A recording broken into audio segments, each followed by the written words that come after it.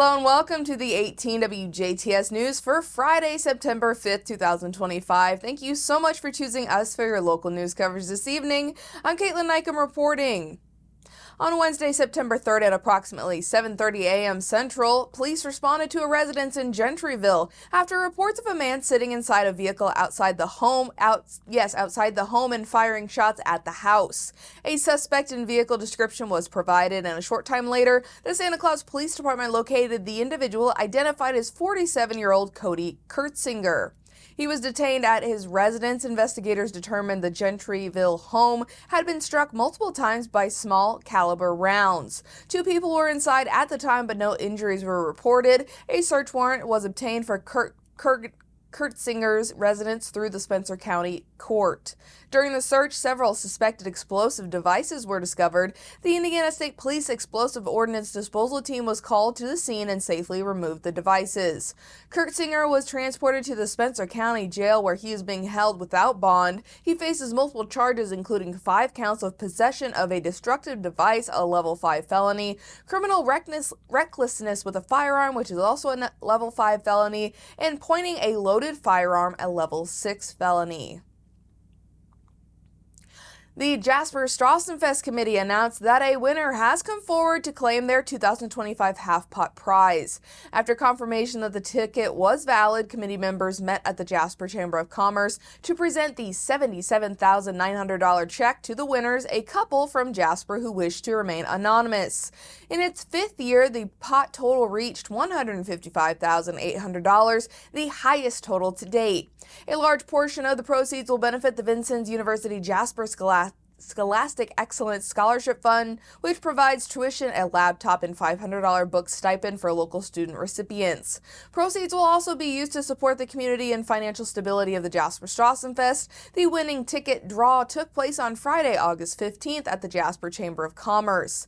Although they wish to remain anonymous, the half-pot winners shared they are lifelong residents of Jasper and have bought a ticket every year since the half-pot event began, appreciating that the proceeds help to benefit local students and their community.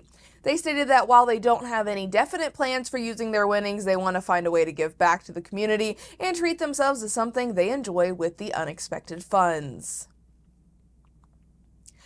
Both the 32nd annual juried art exhibition and an exhibit of Cincinnati, Ohio artist John Paul Smith's works are now open for public viewing at the Tim Clark Cultural Center. The juried art exhibit runs through November 23rd of this year with only works from artists from Indiana, its contiguous states, or former residents. It consists of 2- and 3-dimensional work in a wide variety of media and techniques, including watercolor, oil, acrylic, prints, photography, collage, sculpture, ceramics, and graphite.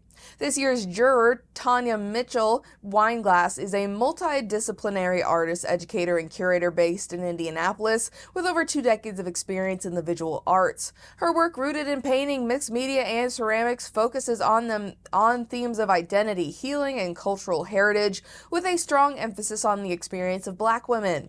In addition, the solo exhibit, Everything in Its Place by Cincinnati Ohio artist John Paul Smith, runs now through October 31st and features large paper weavings. John Paul Smith considers his process to be one of gathering and disseminating information rooted in the paper scraps of ephemera of our consumer culture. Born in Logansport, Smith received his MFA and graduate certificate in museum studies from the University of Cincinnati. His BA is from Hanover College in Indiana, and he also studied fine arts at the University of Wollongong in Austria. The Indiana Family and Social Services Administration Office of Early Childhood and Out-of-School Learning has announced revised Child Care and Development Fund voucher reimbursement rates. These adjustments address a $225 million funding gap through 2026 created by the prior administration's unsustainable use of temporary COVID relief funds and ensure continued compliance with federal requirements. To establish equitable rates, the OECOSL received surveys from 25% of licensed child care providers and analyzed the cost data, arriving at reimbursement levels that reflect current operating realities. As of July, approximately 55,000 Hoosier children rely on the CCDF vouchers, a decrease from the December 2024 peak of 68,000, yet still markedly above the pre-pandemic average of 35,000 recipients. These rate changes prevent disruptions to voucher access and maintain federal compliance by establishing sustainable rates. The city of Huntingburg is once again reminding residents not to place grass clippings or leaves along the curb lines in streets at this time. Officials note that as leaves begin to fall, storm inlets can easily become blocked if covered, leading to potential flooding issues. Residents are encouraged to monitor the city's Facebook page and local news outlets for an official announcement regarding leaf pickup later in the fall. The Jasper Public Library will host a unique program exploring the hidden meanings of gravestone symbols with author, speaker, and cemetery expert Joy Neighbors. The event is scheduled for Thursday, September 18th at 6 p.m. The program will be presented in two parts. The evening begins with a library presentation where Neighbors will introduce participants to the art, history, and symbolism found on gravestones.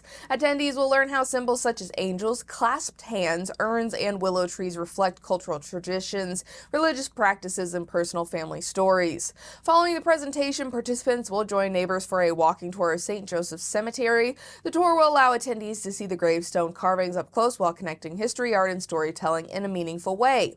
Neighbors is widely recognized for her expertise as a cemetery historian. She is the author of the Family Tree Cemetery Field Guide and a creator of the blog A Grave Interest, where she shares her passion for the stories behind gravestones. Those interested in attending are asked to register in advance by contacting the Jasper Public Library.